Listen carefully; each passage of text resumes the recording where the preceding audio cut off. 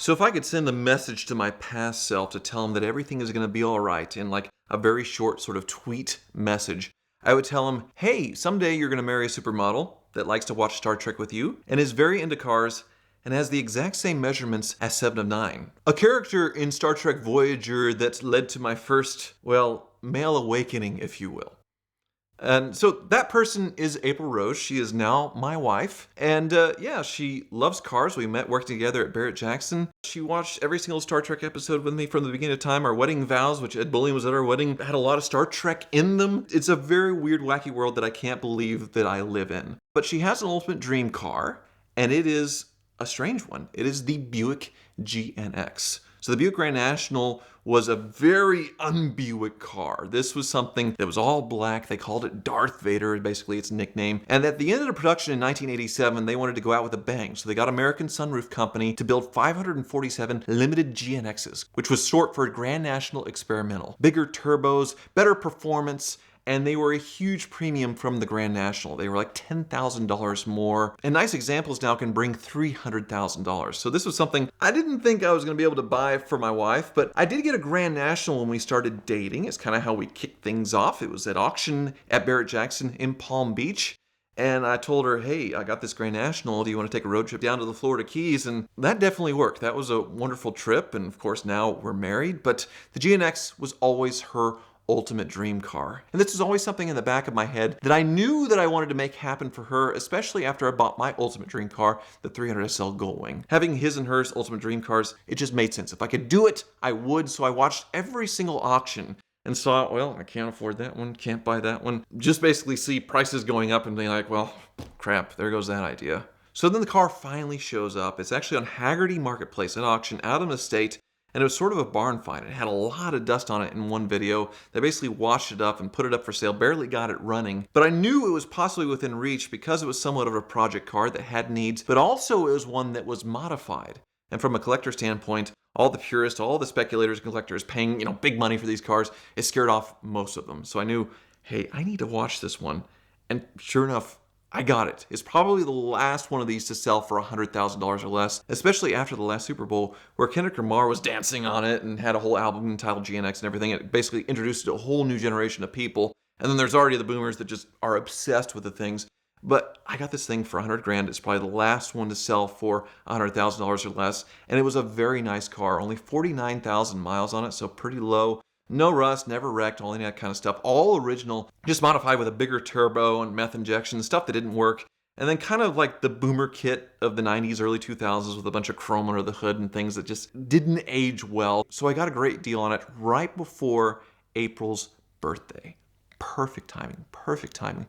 And I was so excited to film a video surprising her with her ultimate dream car. So the car shows up. It's incredible. I take April over to see it, reveal it to her. And because I'm a jerk, I decided to make it a prank. We had the Grand National at home. It needed to get detailed, so she knew it was out of the garage. And I was having the car all cleaned up. But I decided to tell her that I took our Grand National and made it into a GNX clone. So we put the fender flares on it, put the GNX badges. And that's because she hates clones. She hates replicas. She hates seeing fake Shelby Cobras and all that stuff. So I knew she would cringe when I told her that I had done this to a Grand National. And so when I revealed the car to her, that's what I told her. But I figured she'd notice pretty quickly that I wasn't telling the truth. There's probably about 30 seconds in her head where she's pretending to be nice, but inside she's just like, what the heck did you do to our car? But then she noticed, whoa, the headlights are different. There's no T-tops, and our Grand National has T-tops. And then she saw the badge inside, 244. And she knew I didn't fake that. So I told her it was real. And I didn't get the reaction I expected. I knew that she would probably cry. But she spent the next basically 2 hours sobbing uncontrollably and collapsing and hugging the car and all that stuff. And it's all on video. Her first drive in the car, there's a lot of crying and all that stuff. And she's hitting me and can't believe she did it. It was obviously a very real, very emotional reaction because it was something that she had wanted all of her life. And I teared up too when I got my ultimate dream car. As the dust settled, she became very happy again. No more crying or, beating me up over it. And we had to decide what to do with the car because it was a project. It has a leaky exhaust manifold, this meth injection system that hadn't worked. It was installed in 1989, And we had no idea really what we had as far as the modifications. We just thought we had a modified car and it wasn't anything special. And we needed to get it back to stock. So we took it up to the car wizards and gave him instructions to take a lot of this gobbledygook off. But we wanted the bigger turbo to stay on. The funny 80s blow-off valve that goes, that's staying on. Just dialing back the boost, because without the meth injection, the knock sensor was going into the red. It was basically a dangerous, like 20 plus PSI of boost at full throttle, which stock it's about 15, so dialing that all back. And we posted these videos later, we shot them in advance, not knowing the car that we had. So this GNX, pretty special. It's modified by a guy named Ken Detweiler, who's famous for modifying Grand Nationals in period. Basically the Carroll Shelby of Grand Nationals. The Reeves Callaway, basically, of Grand Nationals. So this guy would take them and hop them up. And that's what we had here. We had no idea who this guy was, but all the Grand National enthusiasts knew what it was. And basically what we were doing was taking a Shelby GT350 from 1966 and making it into a Mustang again in their eyes, or taking a twin turbo Callaway sledgehammer and taking it all off and making it all stock again. They're losing their minds. What are you doing? And we're posting these videos that we already shot, like we're ignoring them, and they're just losing their minds. The Car Wizard does a video on his own channel talking about what he's doing to it, and one person calls his shop literally sobbing, crying into the phone, like crying that we're destroying this legendary car, because Detweiler probably didn't do any GNXs at all. It was all Grand Nationals. They had never heard of a GNX going through and getting basically a stage 3 from this guy. And it was kind of a disaster. It's worse when a girl's doing it as well, because a lot of guys want to mansplain, so they're all mad at April and she's reading the comments, and we just want the car to work. So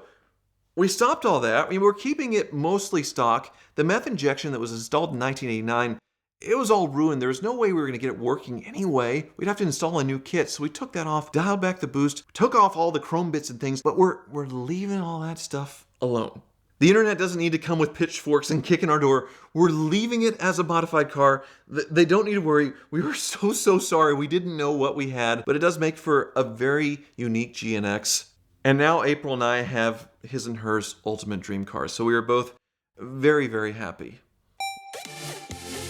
This month of VINwiki content is brought to you by Premier Financial Services, and they are the perfect partner in your journey to own your dream car, because their Simple Lease is the most powerful tool in the world of exotic car financing. You'll get all the benefits of a leasing structure, like lower payments and better tax treatment, along with everything we love about a normal exotic car loan, where you can trade in and out at any time, always know where you stand thanks to their amortization table, and accumulate equity for whenever you're finished and ready for the next car. And Premier is great because they're wholly owned and backed by First Financial Bank, which means they have more buying power than any other exotic car bank or collector car bank in the United States, and their customer service is unmatched. Also, rates are lower than they have been in a very, very long time, so it's never been a better time to reach out to Premier, talk to their representatives, learn what you can pre-qualify for, and let them help you own the car of your dreams with Premier Financial Services.